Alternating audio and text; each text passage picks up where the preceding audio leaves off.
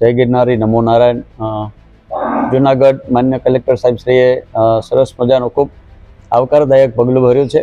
ભવનાથ તળેટીમાં control room કરવાની જે વાત છે એ ખૂબ સરાહનીય છે, કારણ કે ભવનાથ તળેટીમાં વાર્ષિક આપણા બે બહુ મોટા ઉત્સવ આવે છે, ગિરનારની લીલી પરિક્રમા અને શિવરાત્રિનો મેળો। એ સિવાય પણ ભવનાથ તળેટીમાં રોપવે થયા પછી યાત્રિકોનો ખૂબ ઘસારો થયો છે।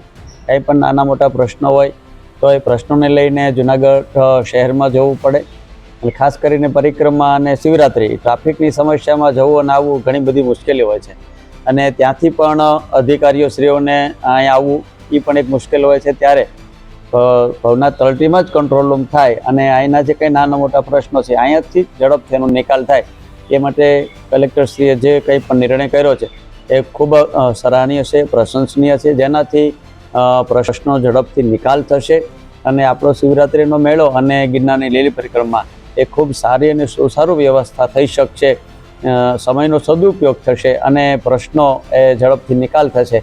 એ ઉમદા હેતુથી માન્ય કલેક્ટરશ્રીએ જે નિર્ણય લીધો છે એ ખૂબ સરાહનીય છે।